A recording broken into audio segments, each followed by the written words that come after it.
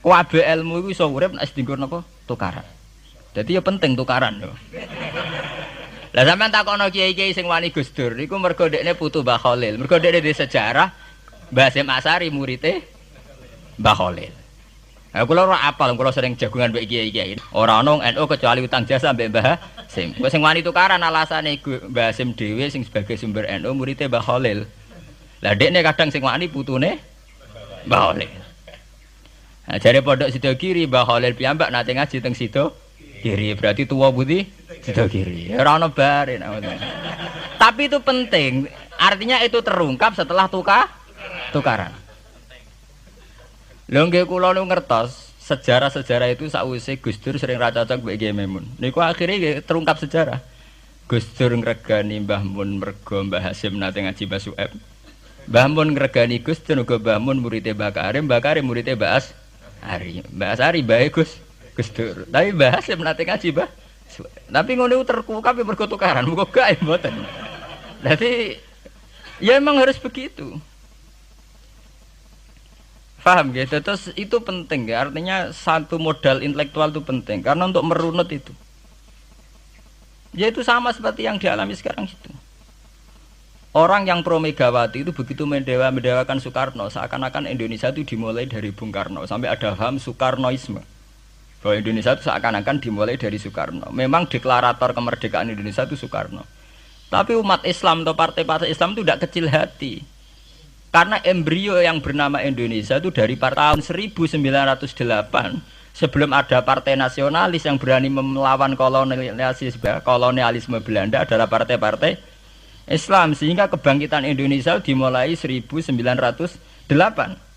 Karena saat itu yang pertama mencetus ide melawan Belanda adalah kiai-kiai Islam, yaitu saat itu bikin serikat dagang Islam, terus lama-lama menjadi serikat Islam, terus lama-lama menjadi partai Islam, dimulai dari angkatannya Hos Cokroaminoto. Jenenge Haji Umar Said sinten Cokroaminoto, itu disingkat jenenge Hos Cokroaminoto. Jadi tidak bisa Indonesia itu meninggalkan partai Islam karena dulu pertama pendiri era kepartaian niku malah partai-partai apa? Islam yang lahir di Solo, di Jogja. Bahkan sebelum ada negara yang bernama Indonesia, itu ada negara yang bernama Demak Bintoro, ada Demak Ngayogja napa? Karto. Itu semua negeri napa? Islam. Ya paham, sehingga secara kesejarahan kita tidak kalah sama tuanya Soekarnoisme atau partai PNI. Dan sampai kan kita ini kan kayak dinabubukkan seakan-akan Indonesia itu dimulai dari Soekarno.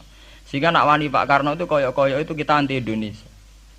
Ya kita tidak mungkin nggak menghormati Soekarno, beliau sebagai pahlawan besar kita hormati. Ya, tapi ya kebesaran Pak Karno demi bangsa Indonesia jangan kemudian direduksi, disederhanakan hanya melewati partai.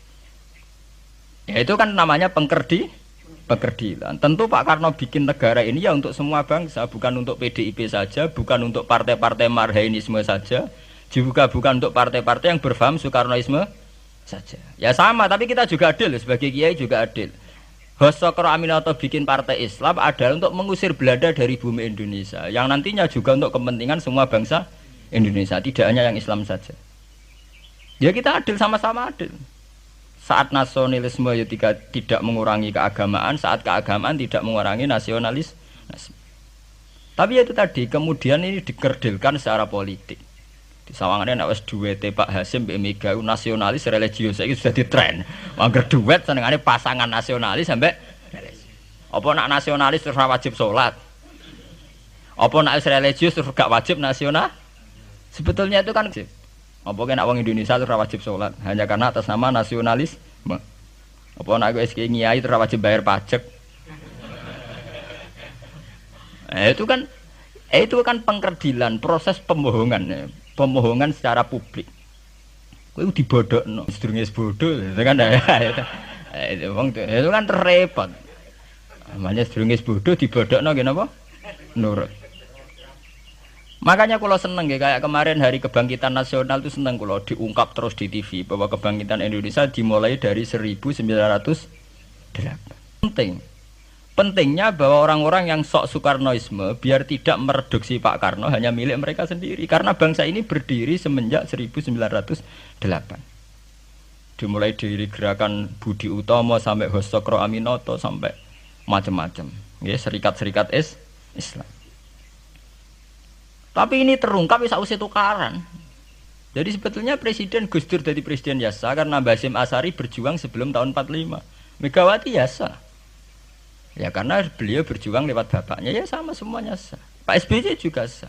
Karena keluarga militer. Apa meneh dekne mantune Sarwo Edi sing ra roh sapa? Perjuangane mertuane. Gak iso adol bapak ya adol mertuane. Pokoke sing dikena didol pokoke. Tapi artinya sama, kita secara sejarah itu sama. Kita sebagai santri juga tidak kalah sejarah. Karena berdirinya nasional sudah lewat para kiai itu takokno sejarawan manapun kayak profesor siapa di UI, siapa saja profesor-profesor sejarah bilang bahwa awal kebangkitan Indonesia itu dari partai-partai Islam. Bahkan versi orang nasionalis sekalipun tuh bilang karena Islam adalah satu agama yang paling sensitif terhadap penjajahan. Karena Islam melahirkan satu paham jihad. Bahwa ketika ada kolonial Belanda, wong Islam terinspirasi harus jihad. Sehingga lahir partai-partai Islam. Dulu yang dilawan itu perdagangan. Ini kalau cerita sejarah, santri-santri sadar. Jadi santri salaf dengan model sekarang sing raroh duit, raroh dagang itu sebetulnya mengkhianati pendiri santri. Lho boten niku lho fair. Sing gak seneng dagang, gak seneng mergawe itu mengkhianati pendiri pesantren.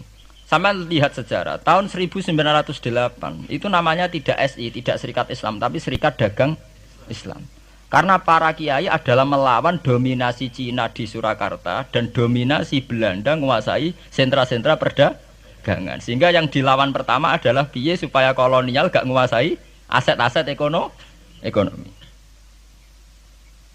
Sama takokno sejarah cek versi kiai, cek versi buku, asal gak versi klenek. Itu pertama yang dilawan para ulama adalah penguasaan aset ekonomi oleh Cina dan Belanda sehingga mereka bikin Serikat Dagang Islam. Tapi saat ini mboten, santri paling ikhlas nak dunia wae Cina wae wong kafir. Dekne trimo njaluk Arab-Arab salam template itu kan itu kapan ada ajaran itu napa? Kapan? Kita diundang bupati wis seneng ke bupati kelar salam template sementara sing juga bupati ini kere-kere diutaratur dikajekno wis seneng dan sebagainya. Itu tidak benar, tradisi itu tidak benar. Pertama dalam sejarah yang kita lawan justru penguasaan aset-aset ekonomi. Sebab itu dulu berdirinya Partai Islam dimulai dari Serikat Dagang Islam. Paham ya? Nah terus kemudian ada tradisi begini ya salah kaprah. Sebab itu nggih kula balik malih teng sejarah. Lah Nabi Muhammad ketika ngalami polemik intelektual, akhirnya beliau merunut sejarah lagi. Tapi bolak-balik dirunut teng ngenteni napa? Tukaran. Yaiku ketika Nabi Muhammad adu argumen mbek wong Yahudi. Agama mbek aku orisinil di. Jare Nabi Muhammad ya orisinil Muhammad. Jare wong Yahudi orisinil wong Yahudi. Nah sebab itu kalau andekan sampean tuh pakar sejarah ketika Quran ngendikan anit tabi millata Ibrahim apa Hanifah bahwa Nabi Muhammad kon anut Nabi Ibrahim itu bukan sekedar keteladanan dan fisik mboten ya adu ilmu tuwa niku. Adu ilmu tuwa. Asite adu ilmu tuwa andalane wong Yahudi Nabi Musa. Andalane Nabi Muhammad Nabi Ibrahim. Padahal Nabi Musa dibanding Ibrahim angkatan putu. Mulane jare Quran ha antum haula'i hajastum fi ma lakum bihi ilmun falimatu hajuna fi ma laysa lakum ilm wa wa ya'lamu wa antum la ta'lamun. Maka na Ibrahimu Yahudiyya wala Nasraniyya walakin kana hanifam muslimah. Terus adu ilmu tuwa. Kowe duwe agama Yahudi rak pendirine Musa. Kowe di agama Nasrani pendirine rak Isa. Lah anakku Islam pendirine Ibrahim rak tuwa napa? Itu satu ilmu tuwa. Lah si Quran wis kakuati wa ma unzilatit Taurat wal Injilu illa mim ba'di. Lho Taurat Injil ku ana rak sakwise periode Ibrahim. Iku ngejenenge adu ilmu napa? Tuwa. Ya mulane saiki dhisik Mbah Sim apa dhisik Mbah Khalil? Apa dhisik Mbah Sidogiri? Apa dhisik lah nek adu Mbah gak barbar. Tapi ngono ku terungkape sakwise tukaran. Lho santri sarang ngerti sejarah Mbah Hasim gak ada hubungan mbek Mbah Su'aib yo jek tukaran. Riyen-riyene mboten ngerti.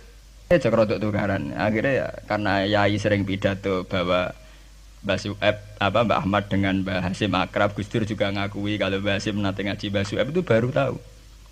Makanya rata cocok tapi tidak saling hujat karena sama-sama utang nopo jasa. Ke Mbah Mun di guru Mbah Karim di guru Basim Asari. Lah Basim sendiri nanti ngaji Basuka. Ya begitu.